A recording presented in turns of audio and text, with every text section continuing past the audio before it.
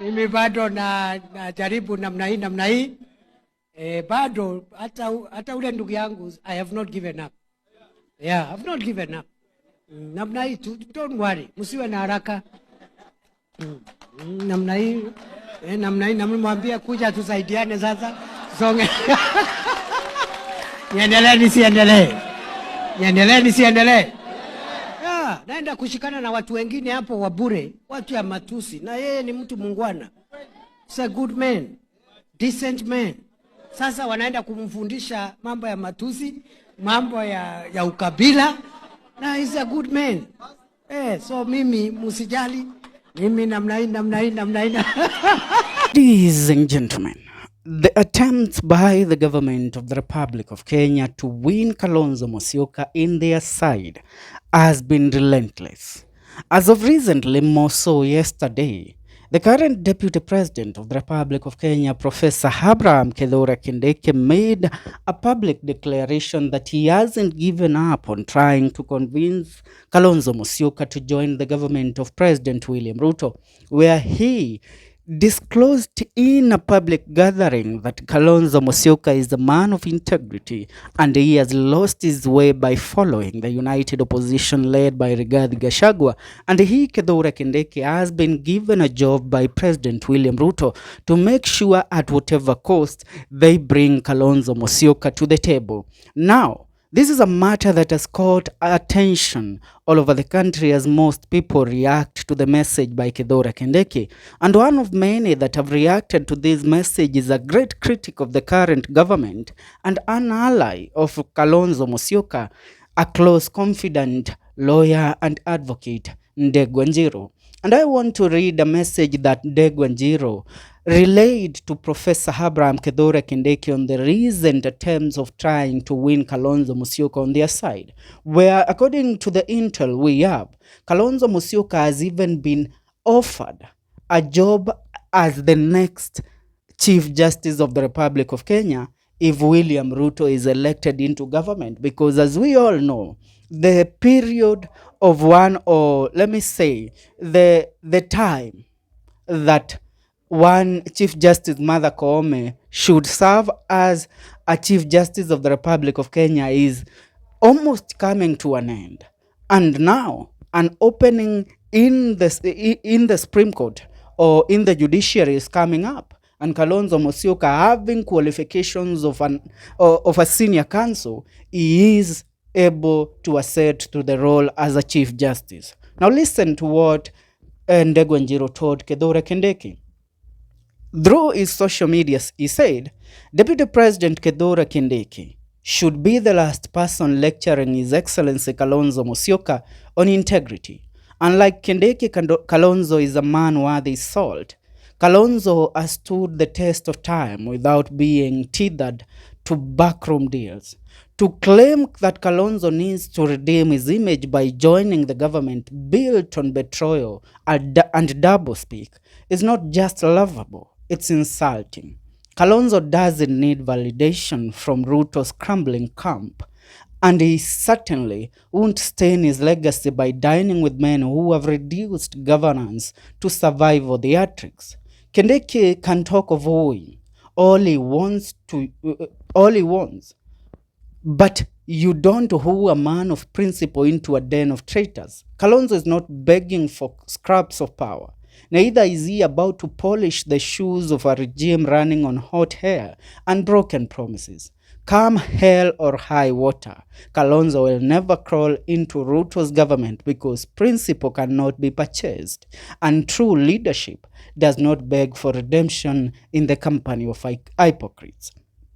What does the message of one Ndegwa Njiru speak? It speaks of a camp that has currently made their stand.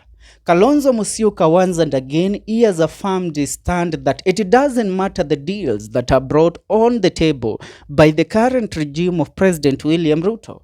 It doesn't matter whether RUTO is ready to make him his running mate come the year 2027.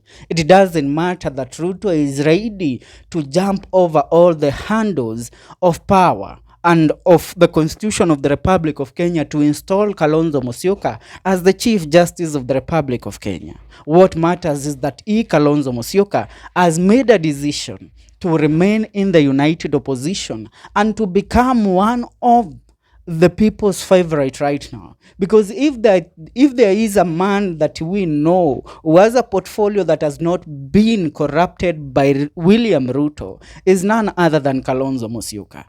Akina Dennis Itumbi and other RUTOS minions through social media, once and again they have tried to purport that Kalonzo Musyoka has already cracked a deal with William Ruto ahead of the 2027 general election. But Kalonzo has stood the ground and affirmed to his supporters, and more so to the people that believe in the future of the Republic of Kenya, that he is not a man to be bought.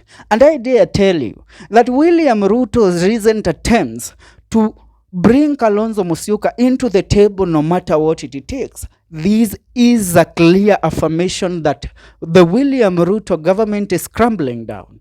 And these are kicks of a dying horse trying to clinch and remain to power no matter what it may take. But ho hang to them. The united opposition has made its stand that Kalonzo Musyoka will be the presidential flag bearer for the 2027 general election.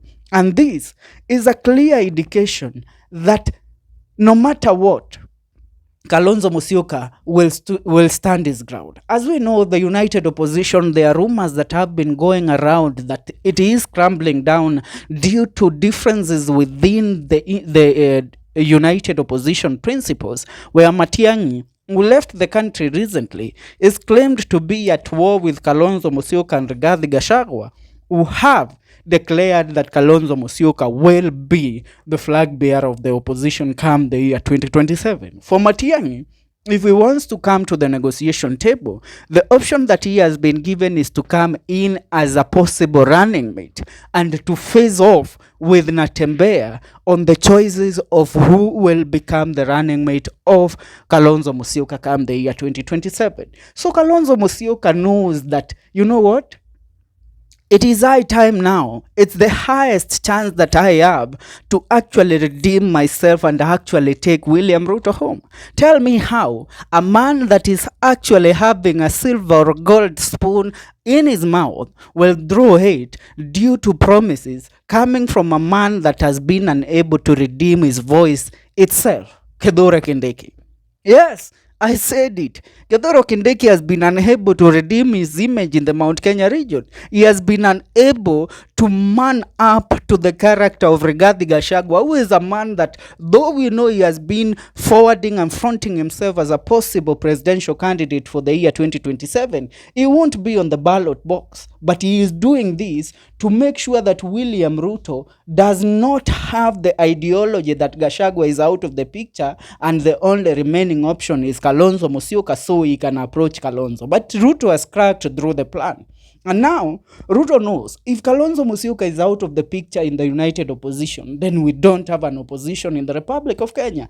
And that is what he did, by the way. When he approached Raila Amolo Odinga and quoted Raila Amolo Odinga in his government, he knew he is done with the opposition. He knew that he have a smooth ride to the 2027 general election, that he will rule the country until the year 2032.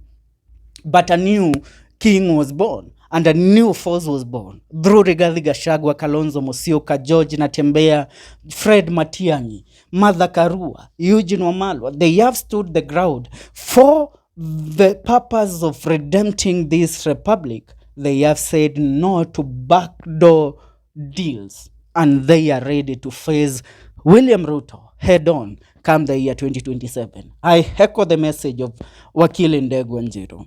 Yes, and a lot of people are also agreeing with what Ndegwa Njiru has said.